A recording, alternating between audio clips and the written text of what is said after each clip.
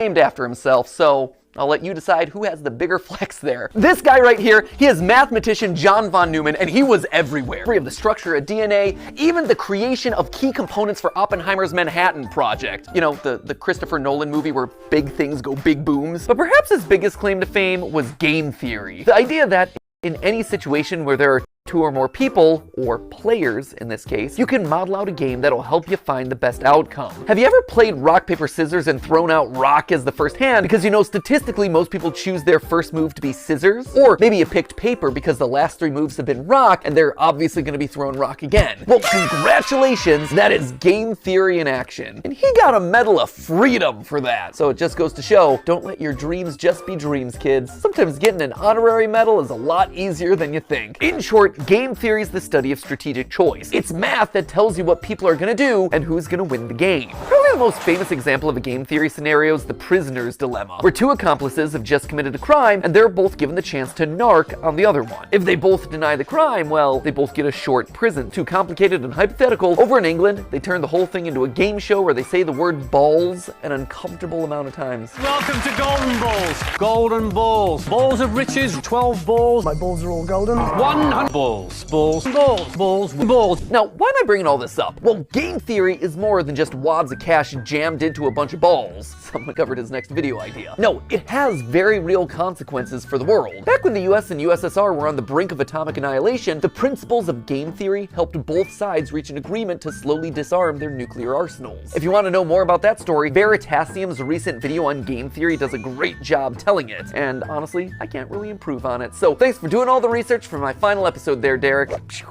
It's got it. See, YouTube as a platform is just a bunch of zeros and ones, right? But YouTube as a community, it's a network of people constantly trying to make strategic decisions. Creators are players who are more or less rational people making videos that'll get you to watch and like and comment and subscribe. You, the viewer, you're also a player in this. You're on a strategic mission to win the experience by finding the thing that's most satisfying to watch. And the people who run, or at least have run YouTube in the past, shout out to Todd, Jake, Neil, Ernest, Meg, Ariel, Susan, David, Fede, Vader, Stephanie, and Kim, they're all in a strategic game to keep the creators and viewers happy, while also figuring out the best possible outcome for YouTube as a company by appeasing all the advertisers and shareholders. It is seriously a complex strategic arena. And that's how you get decisions like use bright green text because it's more likely to stand out in a sea of dark gaming thumbnails and more likely to get clicks. Launch shorts as a means to counterattack against TikTok. Do a video on something that's not trending so you can stand out from the pack. Or maybe you lean in so you're suggested against the algorithm. Every video you watch, everything that you click on, it's the product of creators using game theory. Slap a big old game theory colon in front of every title and slam some clickbait green text on every thumbnail. All those hundreds of millions of subscribers to Jimmy and Ryan Trahan and Cocomelon, I like to think that they're all secretly ours. Where's our 200 million subscriber play button there, YouTube? In the end, it's all game theory. Speaking of, and this is just an aside that I learned about earlier this week, apparently there's a Chrome extension that allows you to do exactly what I just described. It, quote unquote, MatPatifies your YouTube feed by putting green text on like every thumbnail. Just saying, we have reached the peak of human achievements. I, for one, really like this one, where it's Link and saying mommy's hungry. That's just traumatic on a whole nother level. Or there was one that I saw circulating online, Ryan Gosling doing a puppy interview, and the title is Birth of a Killer. There was another one that showed up on the subreddit, Afton's Final Death Smash? I gotta say, I am proud of the mark that I will leave on this platform. But so what, right? YouTube is game theory, sure, that's great, it's interesting, but why does it matter to you, right? Why am I spending so much time talking about all of this in my final episode? Well, because like I said, game theory can help in every strategic interaction that you have. And it's produced a literal strategy guide on the best way to live out your life, tried and tested by all our grandfather theorists. But to truly understand that, we have to go back to where it all began, a glorified PowerPoint presentation. Weboverse, allow me to introduce you to, lights please, the trust game. I love this. We started as glorified PowerPoint slides and we're ending as glorified PowerPoint slides. Here's the TLDR of this one. The Trust game was originally just named the Computer Tournament by a guy named Robert Axelrod, clearly not the most creative with his titling conventions. Basically, this was the prisoner's dilemma or the golden balls thing, except here there was one crucial difference. They're not just playing the game once, they are literally playing it hundreds of times, repeating it over and over again to see what strategies end up winning the most across a longer period. This then gives us a model that's shockingly closer to real life, because here, most of the time, you're not just thinking about what you have to do to win a single game, you have to actually think about the consequences of your actions. The more people think about the future, the more they're willing to cooperate because they don't want to screw themselves over down the road, where he talks about all of that, including having an interview with the game's creator. It's a very cool video.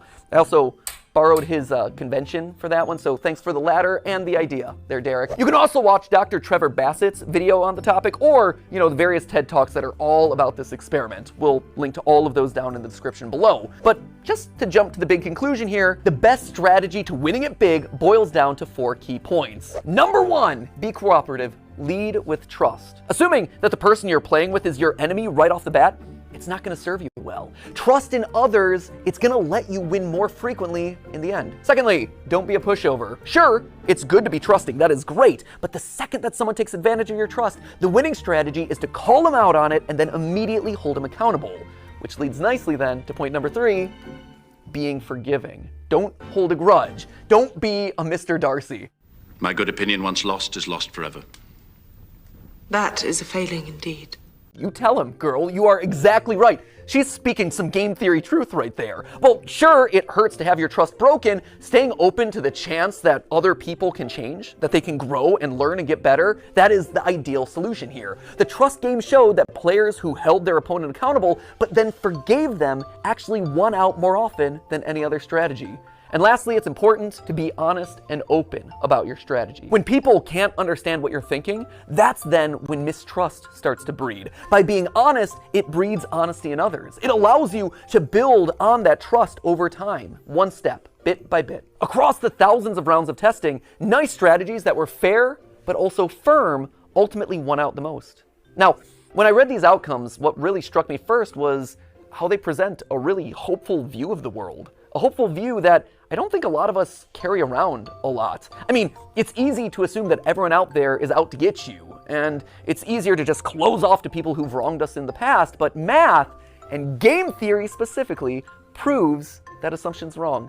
And hey, if you don't want to believe the thousands of rounds of computer simulations, there is a very solid real-life example: YouTube. YouTube is a positive-sum game, which means that more than one person can win. And in fact, a lot of times, the more others win, the more you can win too. When I was just starting off, I was so mad and scared when Vsauce 3 released this video, calculating Sonic's speed. I'd been working for a year on the channel at that point, grinding away and seeing a fair amount of growth, but in that moment I saw a spin-off of one of YouTube's top subscribed channels just horning in on my territory of gaming science. It was like they were gonna steamroll me. They were gonna steal my audience away. So I did a video where I tried to stake my claim, and thus Sonic is Slow was born. Hello Internet, welcome to Game Theory, applying science to video games since April 18th of 2011. Recently, however, a new gaming scientist has come onto the scene. The good folks over at Vsauce 3 recently took a gander at a game series I covered in episode 5. It's a great video, except for one thing, it's wrong. Listen to my voice in that. Oh, I'm so proud that I finally hit puberty, like in this one, right? I'm asserting that I did it first. I'm citing the dates. I am literally trying to one-up Vsauce 3. But then something interesting happened. I got views from Vsauce. I saw that their video and mine were actually helping each other. I was so afraid of me losing a year of hard-earned progress. But in reality, I wasn't just operating on my own island anymore. By unintentionally cooperating with each other, we had just created our own little micro-trend of gaming science content. There were clearly enough views for all of us. Steph and I, in our years of consulting, kept hammering home this one point, that YouTube is a place where all ships can rise. Leading with trust goes a long way. From inviting someone to collab on your channel, to comparing notes on production because it can help you both. You actually see this kind of cooperative game theory in action with content houses, or projects like the QSMP where creators are helping each other and sharing audiences.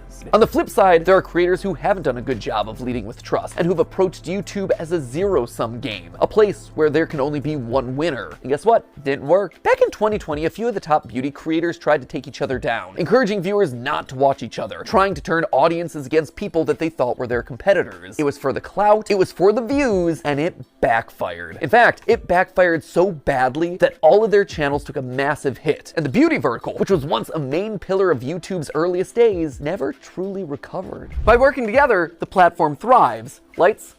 But by thinking that you can only win when other people lose, well, that's when everyone loses. It's kind of sad. Let's move on. But if you don't want to listen to mathematicians or YouTube meta-analyses, just look at me. Game Theory, the show, is a testament to those 4 lessons of game theory, the nerdy economics concept. Every person who's built this channel has led with trust.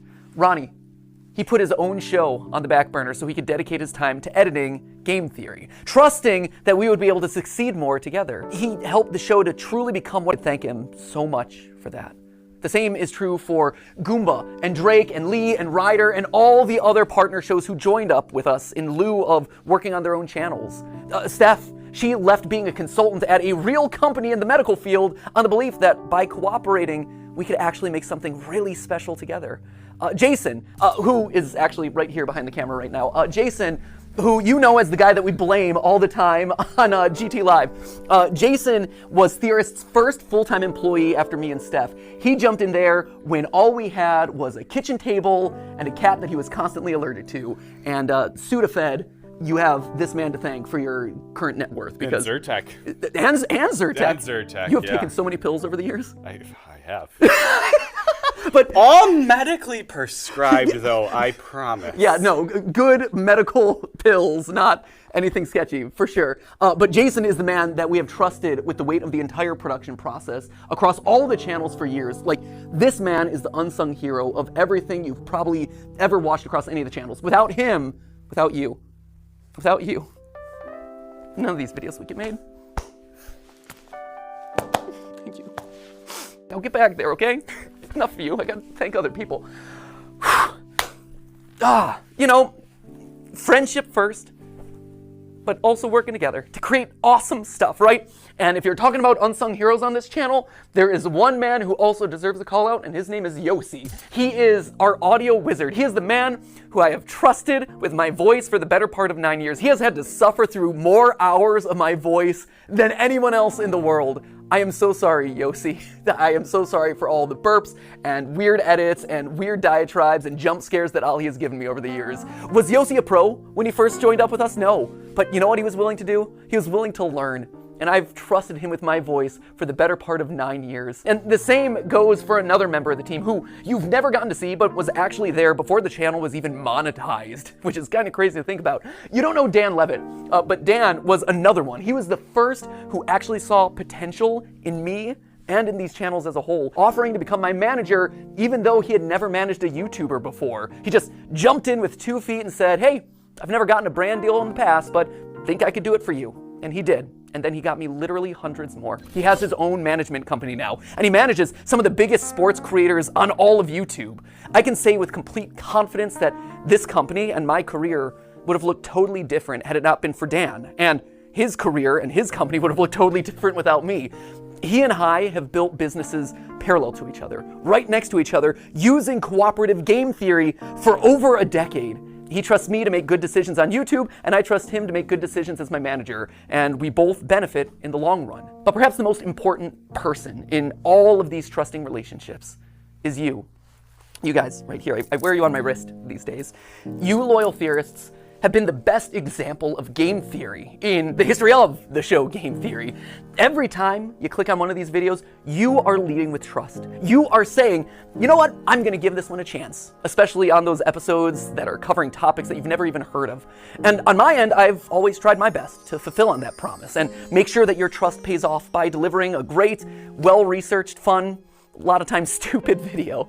And yeah, there have been plenty of times where I've missed the mark, where you weren't happy about a topic, or where I said something wrong, or my research was bad, or whatever, and I needed to learn about that. And so you, acting exactly as you should, according to that trust game, you called me out in those moments. You showed me that I had made a mistake. But more importantly, you were willing to forgive. You gave me a chance to learn and grow as a creator. Look at this thing that we managed to build together. Don't tell anyone else. I mean, there's 3 of them here in the room, but like the rest of them downstairs. You guys, you've always been the most important member of this team, whether or not you ever realized it. And now, as new hosts step in, yeah, they're obviously gonna have to learn a lot, and they're gonna have to earn your trust just like I did over a prolonged period of time. But I hope that you approach them with the same sense of cooperation and goodwill that you did for me all those years ago. So, while I might be leaving as host of this show, Game Theory, it'll never leave. It'll never leave me, and it'll never leave you. We are all Game Theory, which honestly is why I thought it was fitting for you guys to be the one to say this. But hey! That's just a theory. That's just a theory. It's just a theory! Just a theory. That's just a theory. Game theory! Class dismissed. Thanks for the theories, MatPat. But hey, that's just a theory. C'est juste une théorie. Just a theory. Just a theory. Just a theory. Just a theory. Thanks for everything. But hey, that's Just a theory. That's just a theory. Just a theory. Just a theory. Theory. Theory. theory. Theory. Theory. Theory. That's just a theory. That's just a theory. That's just a theory. That's just a theory. That's just a theory. A style theory. A food theory. A film theory. A game theory.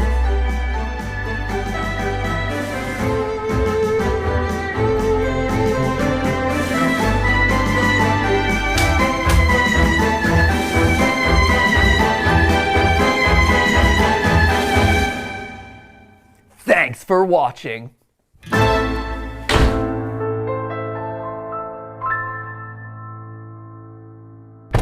Oh man, where to? I got something I gotta do. Okay, Ready for a road trip? I guess. Let's go. Every level you beat, and each boss battle defeat, with each achievement your view becomes a bit more complete.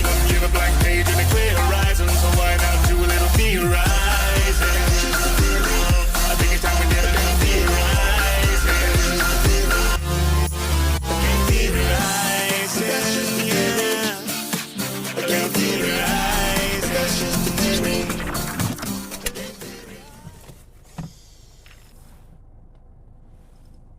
You ready? Yeah.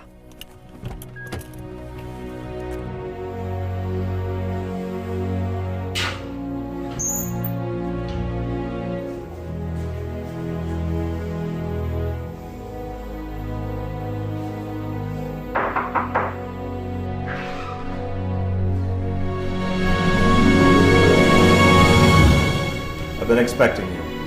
Come, we have much to discuss.